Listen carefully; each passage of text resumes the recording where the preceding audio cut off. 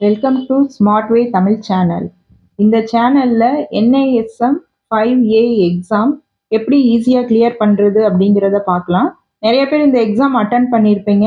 1 mark 2 மார்க்கில் இந்த exam வந்து எனக்கு போயிருச்சு அப்படிங்கிற ஃபீலிங்லாம் இருக்கும்.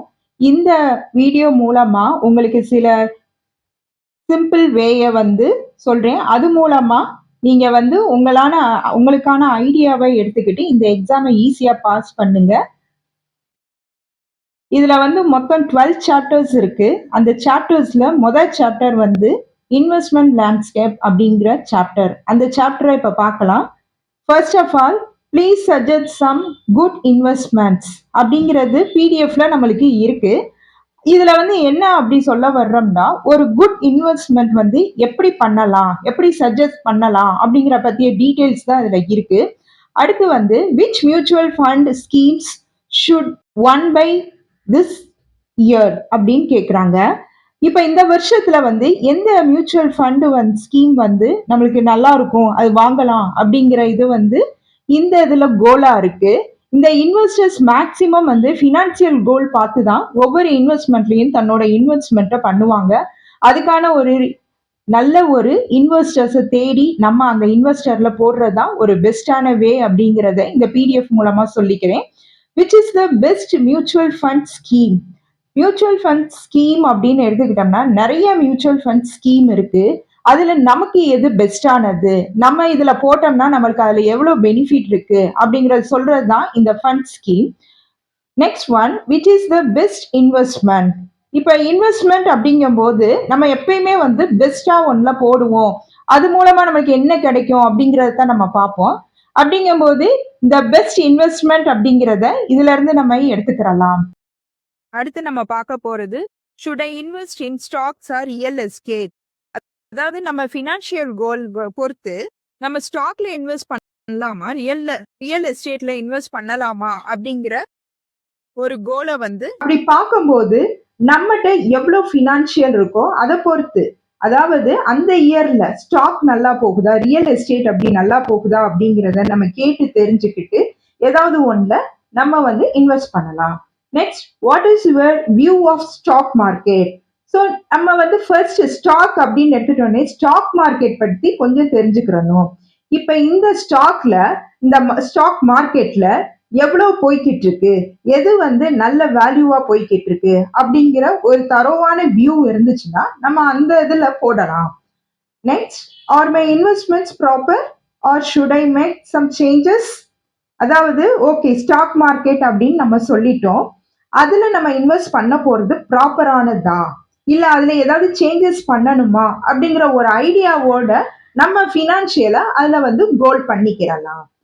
அடுத்து வந்து இன்வெஸ்ட் பண்ண போறோம். ஒய் இன்வெஸ்ட்மெண்ட்ஸ் அப்படின்னு நம்ம பார்க்கிறோம். அப்படி பார்க்கும்போது டு மீட் ஃபினான்சியல் கோல்ஸ், அதாவது ஒரு ஃபினான்சியல் கோலை நம்ம ரீச் பண்ணணும், ஒரு சந்திக்கணும் அப்படிங்கிறதுக்காக தான் நம்ம இன்வெஸ்ட்மெண்ட்ஸே பண்றோம்.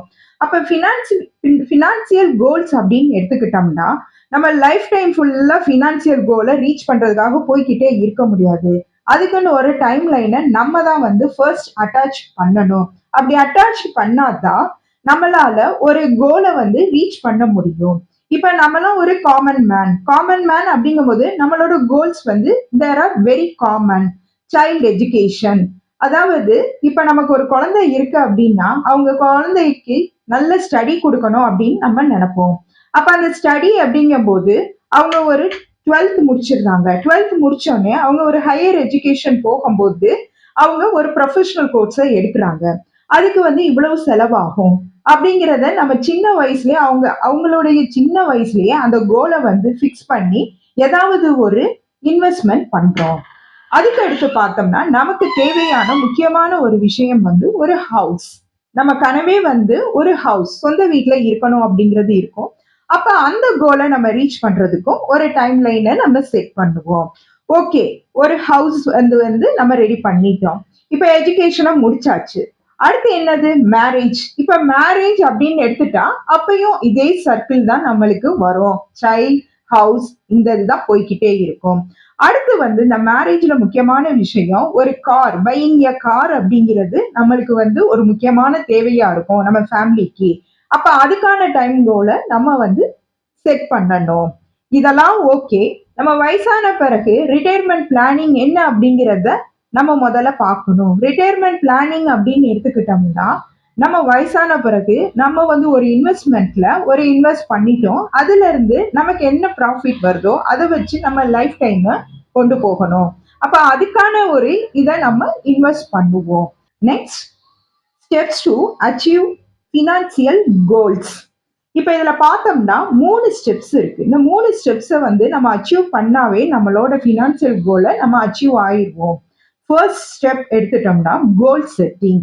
இப்போ எப்பயுமே வந்து லைஃப்ல ஒரு ஈவெண்ட்ஸை நம்ம செலக்ட் பண்ணிடுவோம். ஏதாவது பிடிச்ச விஷயம், அதாவது எப்படி அப்படின்னு சொன்னோம்னா, ஃபார் எக்ஸாம்பிள் ஃபர்ஸ்ட் சொன்ன மாதிரி தான் ஒரு சைல்டு எஜுகேஷன் அப்படின்னு எடுத்துக்கிட்டோம்னா அவங்களோட ஹையர் ஸ்டடீஸ் தான் நம்ம மைண்ட்ல இருக்கும். இது படிச்சா அவங்க இந்த வேலைக்கு போகலாம், அப்ப எவ்வளவு பணம் செலவாகும், அப்ப எதுல வந்து நம்ம இன்வெஸ்ட் பண்ணலாம் அப்படிங்கிறது ஒரு டிசைரபிள் ஈவெண்ட்ஸ். அதுலயே என்ன அப்படின்னா, நம்மளுக்கு வயசான பிறகு ஆஃப்டர் ரிட்டையர்மெண்ட் நம்ம என்ன பண்ண போறோம், எதுல இன்வெஸ்ட்மெண்ட் பண்ண போறோம் அப்படிங்கிறது சொல்றதுதான் desirable events. Next one life ஈவெண்ட்ஸ்ல second one is undesirable events. Okay, நம்ம லைஃப்ல வந்து இது மட்டும் நமக்கு இல்லை. இப்ப நமக்கு ஒரு உடம்பு சரியில்லாம போயிருச்சு, அப்ப அதுக்கு ஒரு இன்வெஸ்ட்மெண்ட் வேணும்.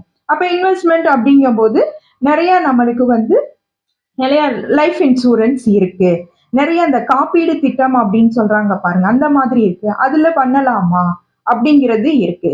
அடுத்து வந்து அன்டிசைரபிள் அப்படின்னா, இப்ப நம்ம லைஃப்ல வந்து எதிர்பாராத விதமா ஒரு திருட்டு நடந்துருச்சு, அப்ப அதுல நம்மளோட இன்வெஸ்ட்மெண்ட் என்ன ஆயிருச்சு, கொஞ்சம் போயிருச்சு அப்படிங்கும் போது அதுக்கான இது வந்து அன்டிசைரபிள் ஈவெண்ட்ஸ்ல வருது. ஸோ ஸ்டெப் 2 அடுத்து பார்க்க போறோம். Priority to goals. ப்ரையாரிட்டினா எதுக்கு முக்கியத்துவம் கொடுக்க போறோம்? ஃபர்ஸ்ட் வந்து இம்பார்ட்டன்ட் கோல்ஸ்க்கு தான் நம்ம கொடுப்போம்.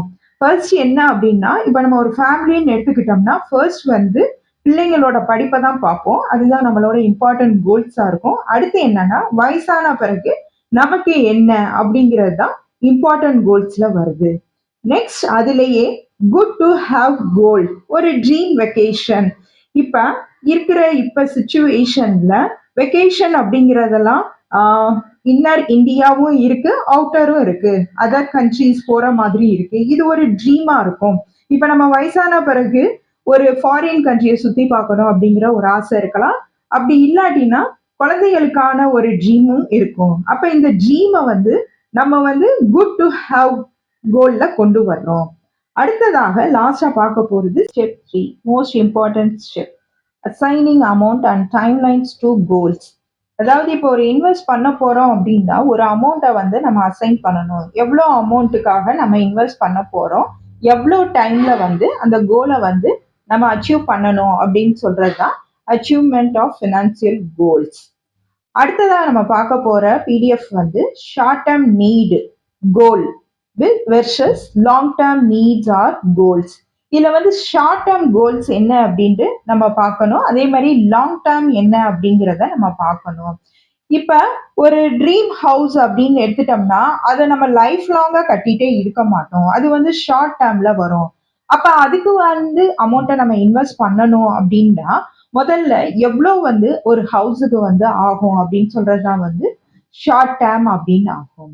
அப்ப அதுல வந்து என்னென்ன ரெஸ்பான்சிபிலிட்டிஸ் இருக்கு, நீட்ஸ் இருக்கு அப்படிங்கிறத வந்து நம்ம கேட்டகரி வைஸா பிரிச்சுக்கிறலாம். அதாவது இந்த டேர்ம்லயே வந்து இமீடியட் டேர்ம் என்ன அப்படிங்கிறத நம்ம வந்து டேப்லைட் பண்ணணும். Next near term, medium term and long term போட்டு அதுக்கான இதை வந்து கோலை வந்து குட் டு ஹேவான்னு நம்ம மாற்றணும். அடுத்து நம்ம பார்க்க போறது அப்படின்னு பார்த்தோம்னா இன்ஃப்ளேஷன் அப்படின்னு சொல்லுவாங்க, மெக்காய் அப்படின்னு சொல்லுவாங்க, விலை உயர்ந்த அப்படிங்கிறது தான் தமிழ்ல. இப்ப இன்ஃப்ளேஷன் அப்படின்னு எடுத்துக்கிட்டோம்னா இது வந்து ஒரு குறிப்பிட்ட பொருளுக்கு வந்து ஒரு பர்டிகுலர் டைம்ல வந்து ஒரு பிரைஸ் வந்து ரைஸ் ஆகுறது தான், ஏறும் இறங்கும் அப்படிங்கிறது அந்த மாசத்துல வச்சே நம்ம பார்த்துக்கலாம். ஃபார் எக்ஸாம்பிள் கோல்டு எடுத்துக்கோங்க, இப்ப இந்த ஒரு வீக்கை கூட எடுத்துக்கலாம். இந்த வீக்ல வந்து கோல்டோட ரேட் எப்படி இருந்துச்சு அப்படின்னு நம்ம பார்க்கறது தான் இன்ஃப்ளேஷன் அப்படின்னு சொல்றாங்க. ஓகே, இதோட இம்பாக்ட் என்னன்னு பார்த்தோம் அப்படின்னு பார்த்தோம்னா, to control or overcome inflation we can get help of savings and investment. அப்ப இதோட இம்பாக்ட்னு எடுத்துட்டோம்னா இப்ப வந்து எந்த டைம்ல வந்து நம்ம கோல்டு வாங்கினா அது வந்து கரெக்டா இருக்கும், நம்மளோட சேவிங்ஸ்ல இருந்து வாங்கணுமா இன்வெஸ்ட்மெண்ட்ல இருந்து வாங்கணுமா அப்படிங்கிறத வந்து நம்ம ஒரு ஹெல்ப் மூலமா பாத்துக்கிறலாம். அடுத்து நம்ம பார்க்க போறது வந்து சேவிங்ஸ் ஆர் இன்வெஸ்ட்மெண்ட்ஸ். சேவிங்கிறது நம்ம எல்லாருக்குமே தெரியும், வந்து சேமிப்பு. இன்வெஸ்ட்மெண்ட், இப்ப சேவிங் அப்படின்னு எடுத்துட்டோம்னா ஒரு பர்டிகுலர் அமௌண்ட்டை வந்து நம்ம மந்த்லி சேமிச்சு வைப்போம். இது என்ன அப்படின்னு பார்த்தோம்னா ஒரு சேஃப்டி, அந்த மணிக்கு வந்து ஒரு சேஃப்டி கொடுக்குறோம். இது இன்வெஸ்ட்மெண்ட் அப்படின்னு எடுத்துட்டோம்னா நம்மளோட மணி தான் ஏர்ன் பண்றோம், பட் இதை வந்து அதிக லாபத்துக்கு வந்து எப்படி நம்ம மாத்தலாம் அப்படிங்கிறது தான் இன்வெஸ்ட்மெண்ட். இதுல முக்கியமான அப்ஜெக்டிவ் அப்படின்னு பார்த்தோம்னா to earn returns or profits, அதாவது ஒரு லாபத்துடன் கூடிய ரிட்டர்ன் வரணும் அப்படிங்கிறது தான் நம்மளோட இன்வெஸ்ட்மெண்ட்ல வந்து முக்கியமான ஒரு விஷயமா இருக்கு. சரி, இதுல ஃபேக்டர்ஸ் டு எவாலுவேட் இன்வெஸ்ட்மெண்ட், என்னென்ன காரணிகள் வந்து இந்த இன்வெஸ்ட்மெண்ட்ல எவாலுவேட் ஆகுதுன்னு பார்த்தோம்னா ஃபர்ஸ்ட் ஒன் வந்து சேஃப்டி, அடுத்து வந்து லிக்விடிட்டி, அடுத்து பார்த்தோம்னா ரிட்டர்ன்ஸ். இதுதான் ரொம்ப முக்கியமான 3 ஃபேக்டரா சொல்றாங்க.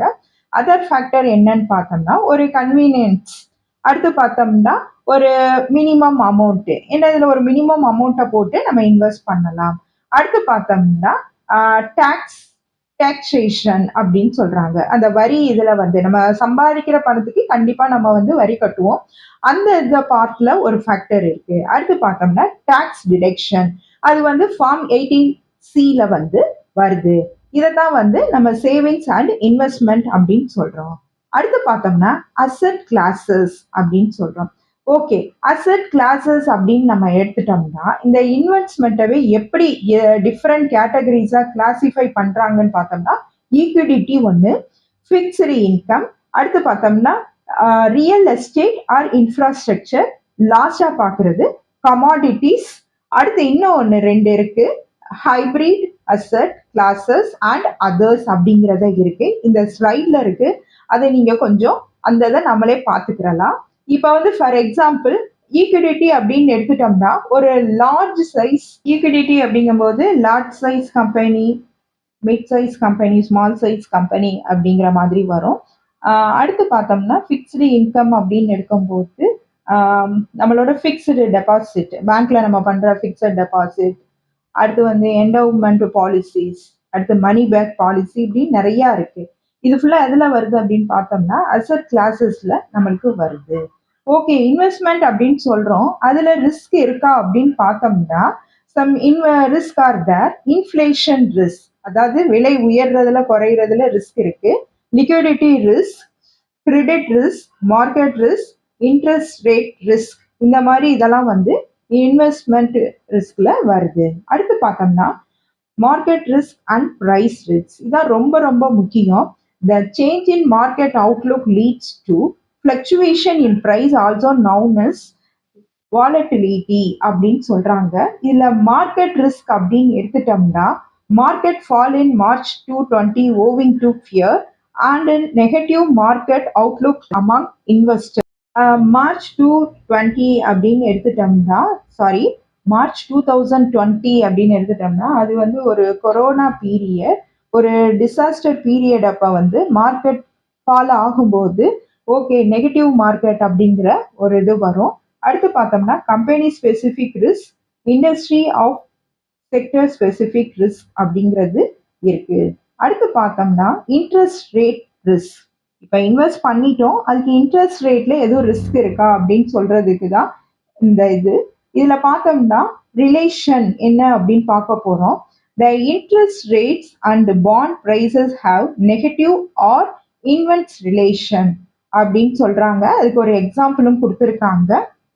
எக்ஸாம்பிள் பார்த்தோம்னா ஒரு வருஷத்துக்கு 8% இன்ட்ரெஸ்டோட ஒரு பாண்டு 1000 ரூபாய்க்கு விற்கிறாங்க அப்படின்னு பார்க்குறோம். அதை பாண்டை வந்து இஷ்யூ பண்ணிடுறாங்க.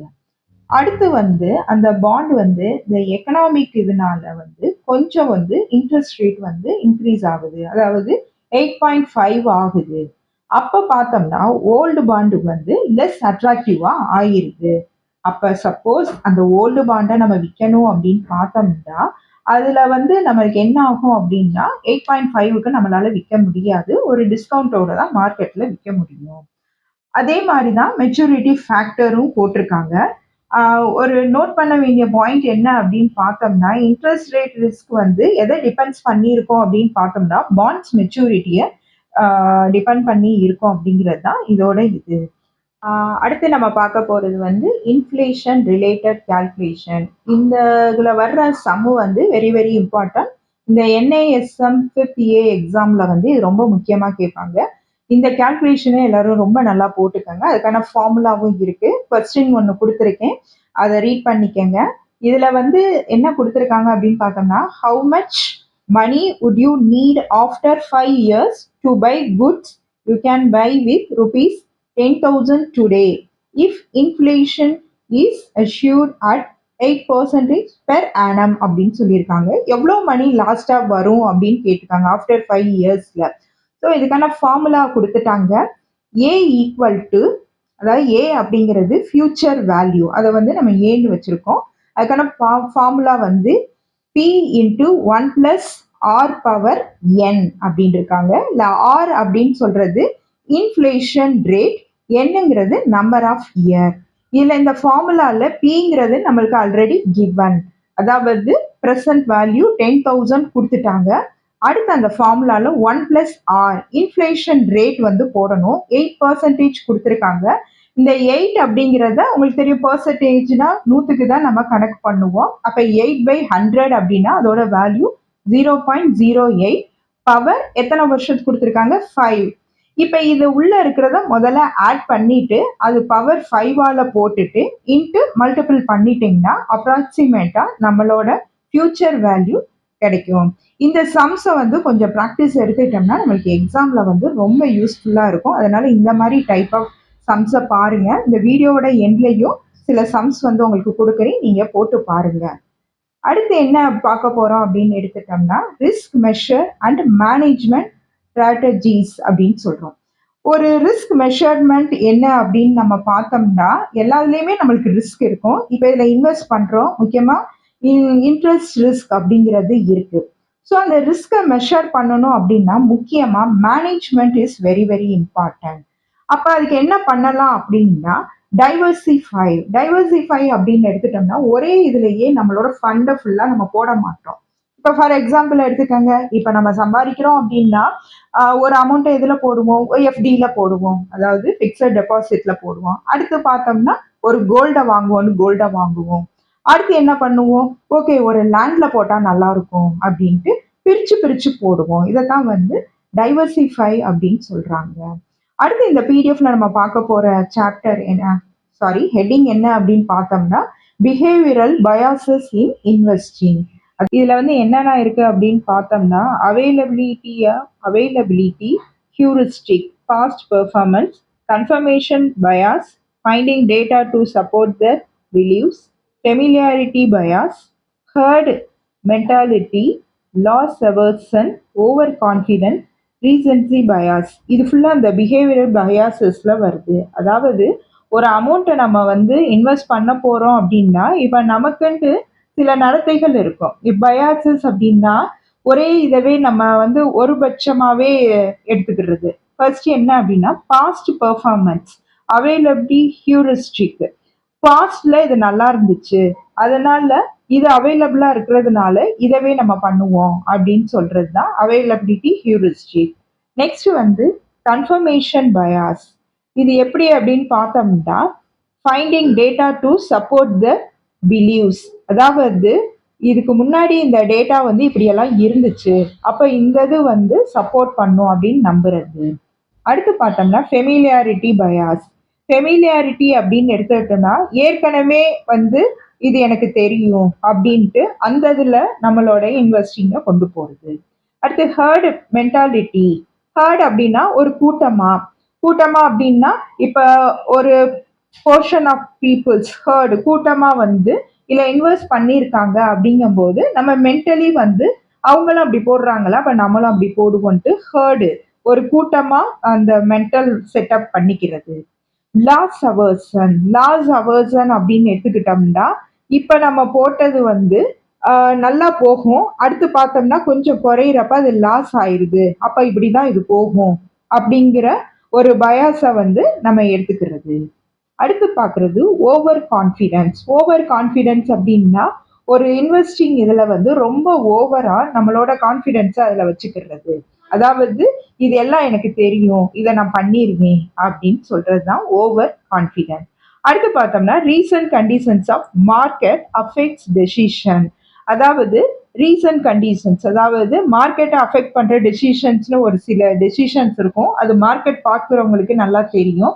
அந்த ரீசன்ட் கண்டிஷனை வச்சு நம்ம இந்த ரீசன்சி பயாஸை வந்து ஃபிக்ஸ் பண்றது. ஸோ இதுதான் வந்து பிஹேவியரல் பயாசஸ் அப்படின்னு சொல்றோம். அடுத்து பார்த்தோம்னா ரிஸ்க் ப்ரொஃபைலிங். ரிஸ்க் அப்படின்னு எடுத்துட்டாவே நம்ம எதை எதில் எடுப்போம் அப்படின்னு பார்த்தோம்னா, த நீடட் அதில் 3 பாயிண்ட்ஸ் கொடுத்துருக்காங்க, அதை பாருங்க. த நீடட் டு டேக் ரிஸ்க், அதாவது high returns to achieve goals. ஒரு ஹை ரிட்டர்ன் வரணும் அப்படிங்கிறதுக்காக அந்த கோலை அச்சீவ் பண்ணுறதுக்காக ஒரு தேவையான ரிஸ்கை நம்ம எடுக்கிறது.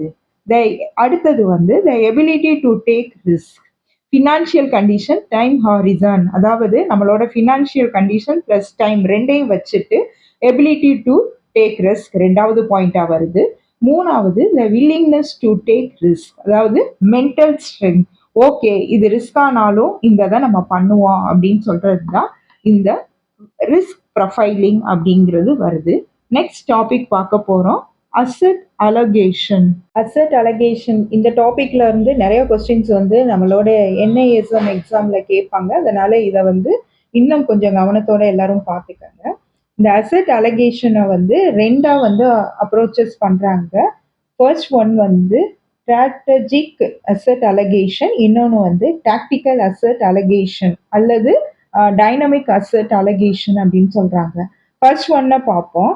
ஸ்ட்ராட்டஜிக் அப்படின்னு எடுத்துக்கிட்டோம்னா, இதுல எப்படி வந்து அந்த போர்ட்ஃபோலியோ, அதாவது அந்த இதை வந்து இன்வெஸ்ட்மெண்ட்டை பண்றாங்க அப்படின்னு பார்த்தோம்னா, பெர்சன்டேஜ் கணக்குல வந்து அதை வந்து பிரிக்கிறாங்க அந்த அலகேஷனை. அதாவது ஒரே இதுலயே அலகேட் பண்ணாம தனித்தனியா அலகேட் பண்றாங்க. கோல்டுல பண்றாங்க, எஃப்டில பண்றாங்க, இன்க்ளூடு அது பேர் என்னது நம்மளோட ஹவுஸ்ல பண்றாங்க.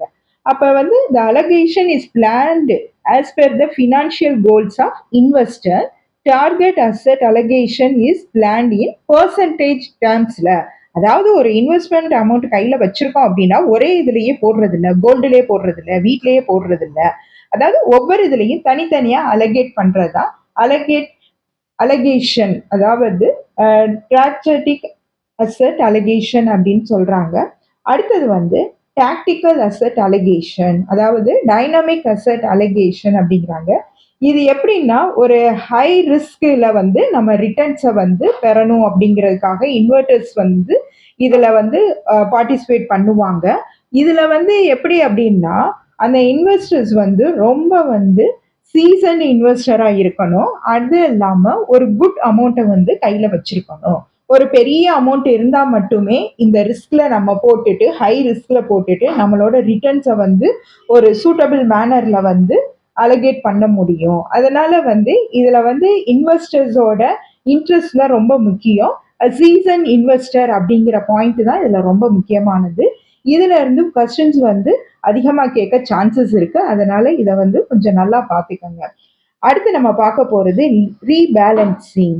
இப்ப வந்து ரீபேலன்சிங் அப்படின்னா, இப்ப நம்ம பார்த்தோம் பாருங்க, அசெட் அலகேஷன் ரெண்டா பார்த்தோம் பாருங்க, ஸ்ட்ராட்டஜிக் அண்ட் டாக்டிக்கல். அதுதான் இங்க வந்து ரீபேலன்சிங்ல அப்ளை ஆகுது. இதுவுமே கொஸ்டின்ஸ்ல ரொம்ப முக்கியமானது. இங்க எக்ஸாம்பிள்ஸ் கொடுத்துருக்காங்க. இப்போ ஒரு இன்வெஸ்டர் வந்து ஒரு 50% ஒரு இதை வந்து அலகேட் எப்படி பண்றாரு அப்படின்னு பார்த்தோம்னா, அவர் ரெண்டுல பண்றாரு. ஏ வந்து ஈக்விடிட்டி, இன்னொன்று வந்து டெப்ட். டெப்ட் அப்படிங்கும் போது அது ஒரு பாண்டா இருக்கலாம், வேற ஏதாவது ஒன்னா இருக்கலாம். அது வந்து பி. அதாவது ஆஃப்டர் 1 இயர் அவர் வந்து ஒரு 1000 ரூபாய போடுறாரு.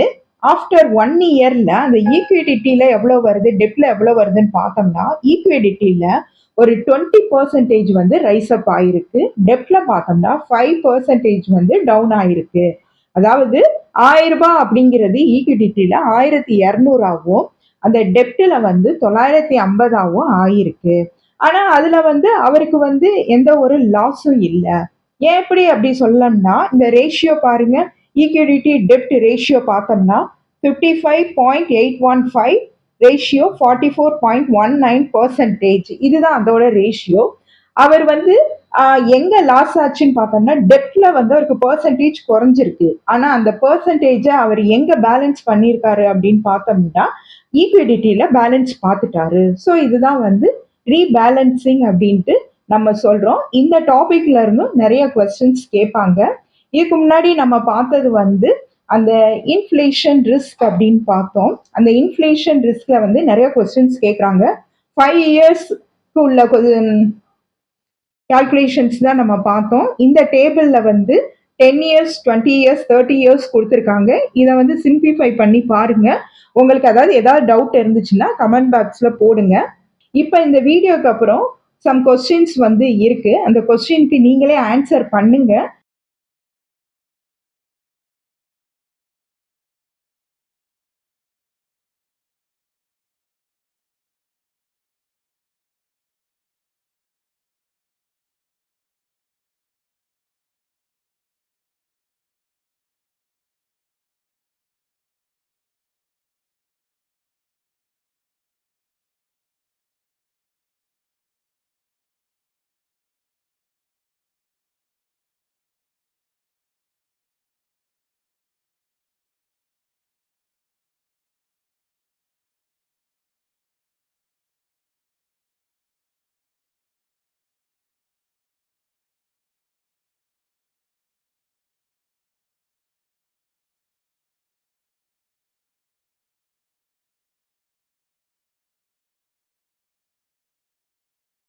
அந்த ஆன்சரை வந்து டிஸ்கிரிப்ஷன் பாக்ஸில் நான் போட்டிருக்கேன்.